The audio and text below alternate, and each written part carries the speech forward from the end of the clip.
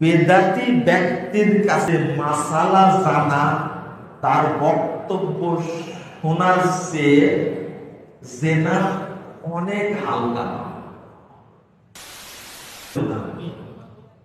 মানে বেদাতি বক্তার কাছে মাসালা জিজ্ঞেস করা, আমল করা না জেনার চেয়ে অনেক বড় পাপ।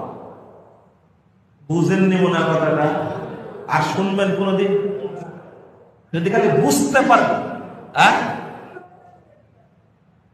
কিভাবে জানবেন? এক নম্বর জানা, যারা কুরআন হাদিস ছাড়া বক্তব্য দেয়, যারা জাল হাদিস বলে, যারা মিথ্যা কাহিনী বলে। শুনুন মিথ্যা কাহিনী। ওই যে একজন বক্তা বলছে যে সুমাইয়া রাদিয়াল্লাহু আনহা তিনি আবু জেহেলের মুখে থুতু মেরেছিলেন। এই যে জাহেল বক্তা, একটা হারামখোর, মৃত্যু বক্তা। কথা বোঝা গেছে? তুমি এর বক্তব্য শুনলে মনে করবে জেনা করার চেয়ে বড় পাপ। ইমামদের ইজমা।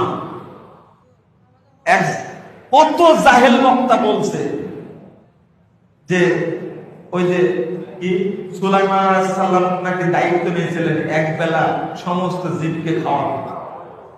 এই মৃত্যু বক্তাদের বক্তব্য শোনা যাবে? খালি ইউটিউব টিপে খালি শুনে নিয়ে ফেসবুক, তাহলে পাপ হবে কি পাপ হবে বলেন? দেখি তো রমাদান সম্পর্কে কি মাসালা বলেন এই বিদাতি বক্তা। আমল করলেন আপনি, শুধু শুনলে জেনা করার চেয়ে অনেক বড় পাপ। তাই তোমরা যারা ভিডিও করছে তা ছড়াই দিয়ে ভালো, ছড়াই